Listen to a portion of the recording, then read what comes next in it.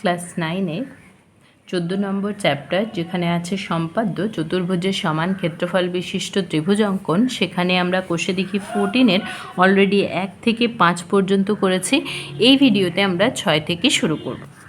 দেখো 6-এর অঙ্কটা খুবই সহজ, যারা 5-এর দাগের অঙ্কটা করেছো তারা অলরেডি এই স্টেপটা পেরিয়ে এসছো, মানে এটা করেছো।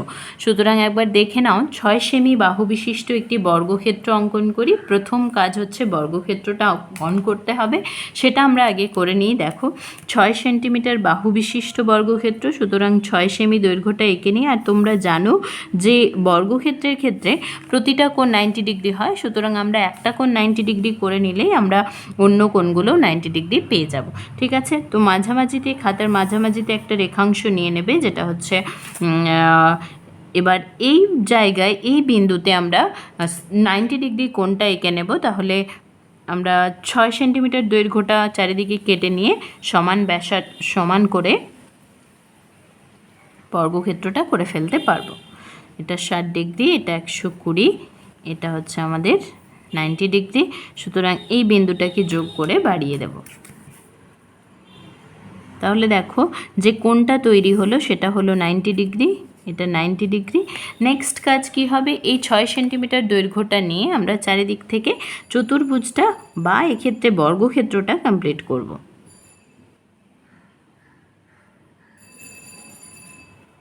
ছয় সেন্টিমিটারের দৈর্ঘ্যটা নিয়ে নিয়েছি। এই বিন্দু থেকে দেখো নিচ্ছি এটা এখানে। নেক্সট এই বিন্দু থেকে আমরা কাট পয়েন্টটা বের করব,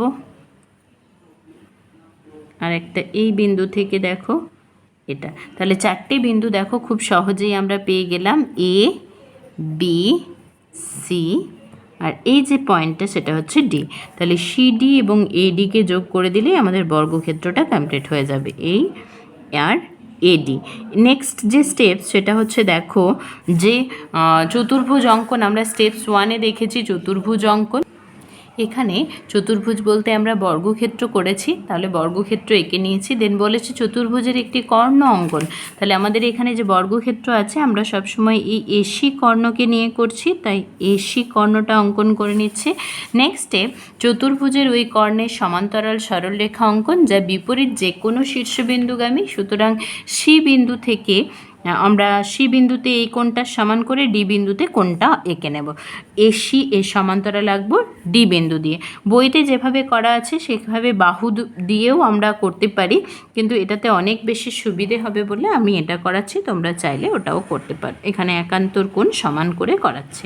ওকে, দেন দেখো এই কোণটা সমান করে কোণ আঁকতে হলে আমাদের এই বৃত্তচাপের দৈর্ঘ্যটাকে সমান করতে হবে। সুতরাং এই বৃত্তচাপটার দৈর্ঘ্যটাকে সমান করে নিচ্ছি। তারপর এখানে এই বিন্দুটা যোগ করে দেব। দেখো যখন যোগ করবে অবশ্যই খেয়াল রাখবে যেন এই বাহুটার থেকে দুদিকেই দৈর্ঘ্যটা মোটামুটি রকম সমান হয়, একই রকম থাকে, তাহলে তোমাদের সমান্তরাল সরলরেখাটা তত ক্লিয়ার হবে। ঠিক আছে, আর এই বিসিকে বাড়িয়ে দিলাম, তাহলে আমরা একটা ছেদ বিন্দু পাবো। ধরে নিচ্ছি যে এই পয়েন্টটা হচ্ছে ই। তাহলে দেখো নেক্সট কি স্টেপ, কর্ণের বিপরীত শীর্ষবিন্দু থেকে ছেদবিন্দু যোগ করলে নির্ণয় ত্রিভুজটা পাবো। কর্ণটা এটা, কর্ণের বিপরীত শীর্ষবিন্দু মানে এ থেকে ই পর্যন্ত যদি আমি যোগ করে নিই তাহলে যে ত্রিভুজটা পাচ্ছি এ বি ই, সেটাই হচ্ছে আমাদের ওই বর্গক্ষেত্রের সমান ক্ষেত্রফল বিশিষ্ট ত্রিভুজ। ঠিক আছে, লেখার সময় স্টেপ বাই স্টেপ লিখে নেব। প্রথমে যেটা আমি এঁকেছি যে বর্গক্ষেত্রটা অঙ্কন করেছি সেটা লিখব, যে এবিসিডি বর্গক্ষেত্রটি অঙ্কন করলাম।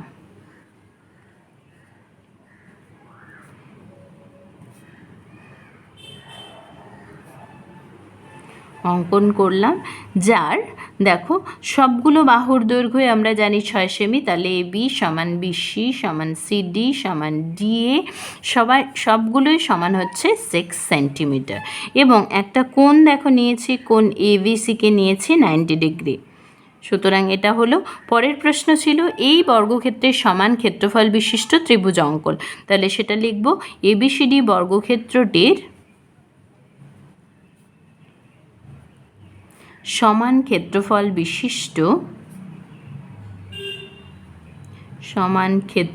বিশিষ্ট ত্রিভুজ ত্রিভুজটার নাম কি? ত্রিভুজটা হচ্ছে ABE অঙ্কন করলাম। ত্রিভুজ ABE অঙ্কন করলাম।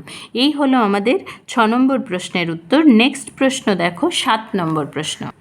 7 নম্বর প্রশ্নে দেখো কি বলেছে, একটি চতুর্ভুজ ABCD আঁকি যার AB বাহুর ওপর AD ও BC লম্ব এবং AB দৈর্ঘ্যটা দেওয়া আছে 5 সেন্টিমিটার, AD দেওয়া আছে 7 সেন্টিমিটার, BC দেওয়া আছে 4 সেন্টিমিটার।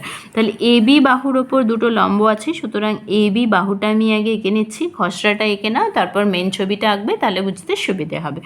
AB বাহুর ওপর, তাহলে এটা A বিন্দু দিয়ে দিই আর এটা হচ্ছে B বিন্দু দিয়ে দিই। AB বাহুর ওপর AD ও BC লম্ব, তাহলে AD একটা লম্ব ধরে নিচ্ছি আর BC একটা লম্ব ধরে নিচ্ছি। ওকে, তাহলে এটা AD, এটা BC।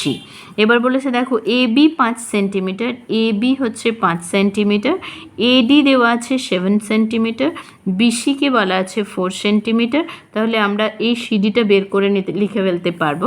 তাহলে এইভাবে চতুর্ভুজটা আগে কমপ্লিট করব। এটা 90 ডিগ্রি আর এটাও 90 ডিগ্রি। তো প্রথম কাজ আমরা চতুর্ভুজটা আঁকবো। চতুর্ভুজটা আঁকতে গেলে আমাদের স্কেলের সাহায্যে দৈর্ঘ্যগুলো নিয়ে নেব।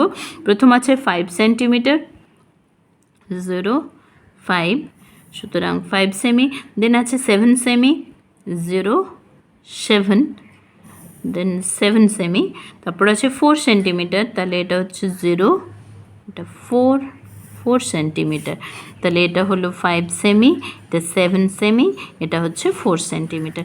এবার দেখো ওখানে 90 ডিগ্রি, এই যে লম্বগুলো আঁকবো 90 ডিগ্রি তো আমরা পেন্সিল কম্পাসের সাহায্যে খুব সুন্দরভাবে এঁকে ফেলতে পারি, তাই আমরা 90 ডিগ্রি কোণটা আর আলাদা করে এখানে আঁকবো না। ওকে, দেন আমরা মাঝ বরাবর, খাতার মাঝ বরাবর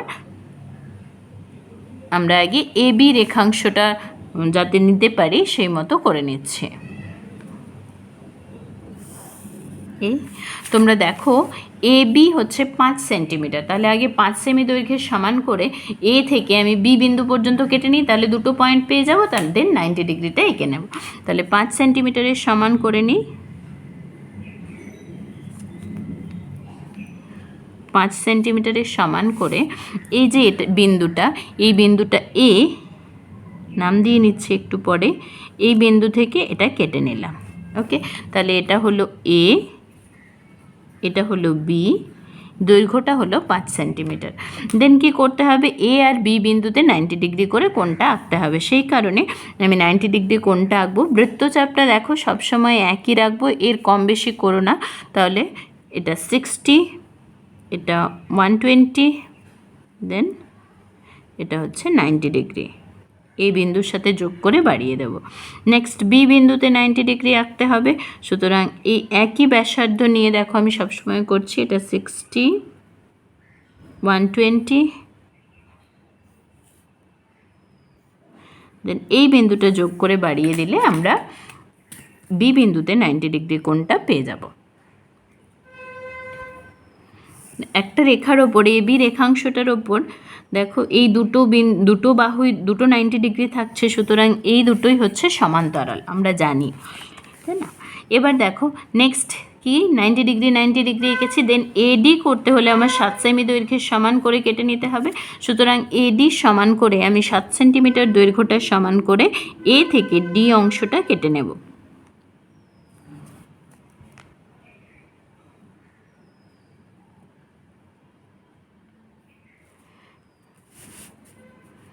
এ থেকে দেখো ডি অংশটা কাটবো, তো এটা কাট করছে না, মানে আর একটু বাড়িয়ে নিতে হবে এটাকে।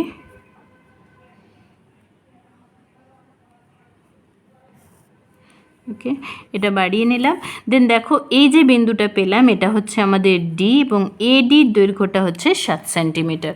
ওকে, দেন বি থেকে আমরা কাটবো, বি থেকে সি 4 সেন্টিমিটার, তাহলে 4 সেন্টিমিটারের সমান করে বি থেকে সি অংশটা কেটে নেব।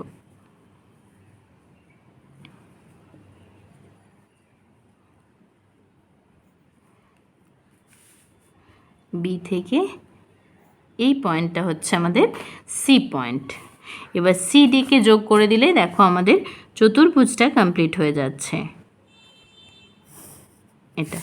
এটা হলো আমাদের 4 সেন্টিমিটার। ওকে, এগুলো 90 ডিগ্রি করে হয়েছে। নেক্সট দেখো, নেক্সট কি বলেছে প্রশ্ন, চতুর্ভুজ হলো। এবার বলেছে এই চতুর্ভুজের সমান ক্ষেত্রফল বিশিষ্ট একটি ত্রিভুজ অঙ্কন করি যার একটি কোণ 30 ডিগ্রি।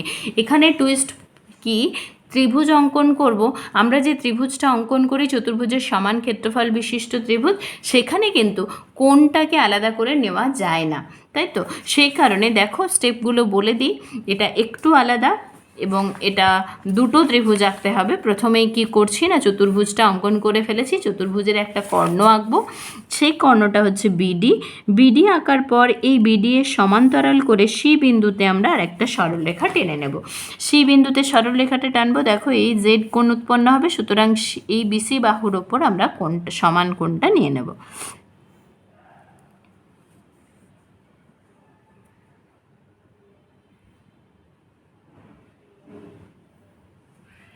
এই বৃত্তচাপের দৈর্ঘ্যটাকে সমান করব, এখান থেকে কেটে নেব। দেন সি বিন্দুর সাথে এই বিন্দুটাকে যোগ করে আমরা বাড়িয়ে দেব।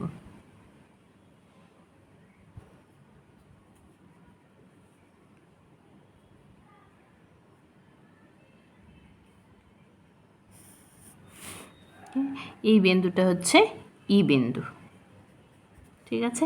এবার কি, পরেরটা হচ্ছে বিপরীত শীর্ষবিন্দু থেকে, কর্ণের বিপরীত শীর্ষবিন্দু মানে ডি থেকে ই পর্যন্ত যোগ করে দিলেই আমি ত্রিভুজটা পেয়ে যাব।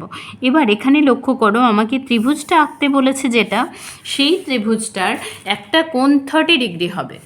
ত্রিভুজ অঙ্কন করি যার একটি কোণ 30 ডিগ্রি। তো এখানে যে ত্রিভুজটা পেলাম এ ডিই, এই ত্রিভুজের একটা কোণ 30 ডিগ্রি কিনা আমরা জানি না, এবং দেখেই বুঝতে পারছি এটা 90 ডিগ্রি, এবং এই দুটো কোণ 30 ডিগ্রি হবে না, এবং হলেও আমরা কি করে বুঝবো, তাই তো।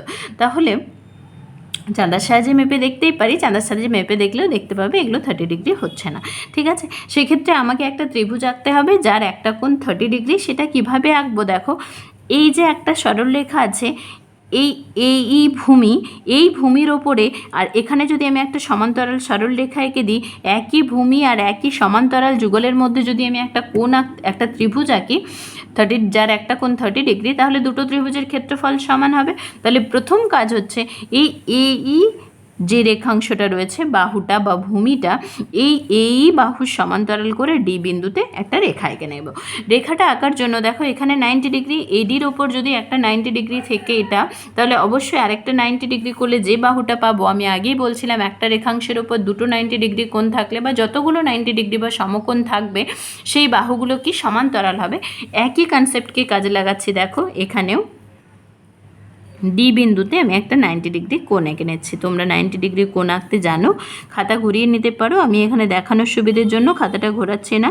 এই 60, এই 120, এবার এখান থেকে 120 থেকে কাট করে নাও, তাহলে হয়ে যাবে 90। তাহলে এই পয়েন্টটা ডি বিন্দুর সাথে যোগ করে আমি বাড়িয়ে দিলে আমি সমান্তরাল সরলরেখাটা পেয়ে যাব। আচ্ছা, এবার দেখো একটা ত্রিভুজ আঁকতে হবে যার কোণ 30 ডিগ্রি। তাহলে এই যে এখান থেকে এই কোণটা, এটা তো 60 ডিগ্রি, তাহলে একে আমি হাফ করে নিই, তাহলে আমরা পেয়ে যাব একটা কোণ 30 ডিগ্রি হচ্ছে। এবার এই বাহুটা, এই পয়েন্টটাকে যোগ করে দিচ্ছি, এ এর সাথে যোগ করে বাড়িয়ে দিচ্ছি।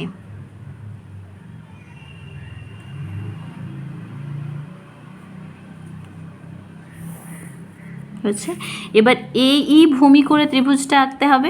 সুতরাং এই যে ত্রিভুজটা পাবো, এখানে এ ই এফ, এই ত্রিভুজটার ক্ষেত্রফল কি হবে, এই এবিসিডি চতুর্ভুজের ক্ষেত্রফলের সাথে সমান হবে, এবং আবার এডিই ত্রিভুজের ক্ষেত্রফলের সাথে সমান হবে, ঠিক আছে। স্টেপ বাই স্টেপ দেখো লেখাটা লিখে নিই।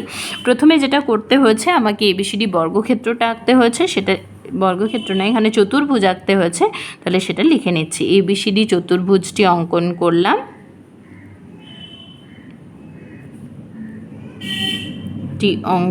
করলাম, যার দেখো এ বি সমান হচ্ছে 5 সেন্টিমিটার, বিসি সমান 4 সেমি, আর এডি দেওয়া আছে 7 সেন্টিমিটার, এবং কোণ ডিএবি সমান হচ্ছে কোণ এবিসি সমান হচ্ছে 90 ডিগ্রি। তাহলে চতুর্ভুজটা কমপ্লিট হলো। এরপরে কি করেছি, এই ABCD চতুর্ভুজের সমান ক্ষেত্রফল বিশিষ্ট ত্রিভুজ এঁকেছি ADE, তাহলে সেটা লিখছি। ABCD চতুর্ভুজটির সমান ক্ষেত্রফল বিশিষ্ট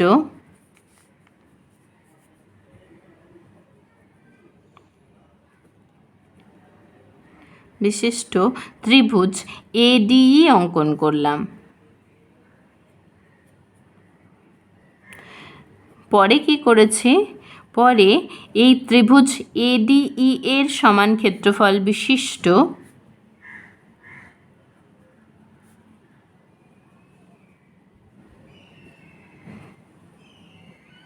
অপর একটি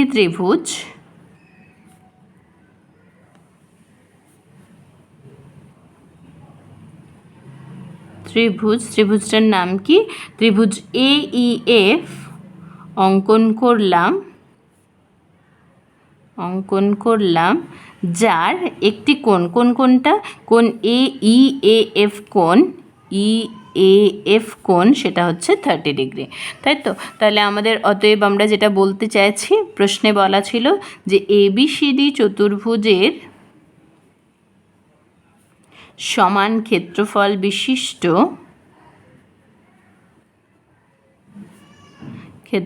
বিশিষ্ট ত্রিভুজ AEF অঙ্কন করা হলো, যার কোণ EAF বা একটি কোণ 30 ডিগ্রি। ঠিক আছে, এই হলো আমাদের 7 নম্বর প্রশ্নের উত্তর। পরের ভিডিওতে আমি 8-এর দাগটা করে দেখাচ্ছি, ওখানে আছে পঞ্চভুজের সমান ক্ষেত্রফল বিশিষ্ট ত্রিভুজ অঙ্কন।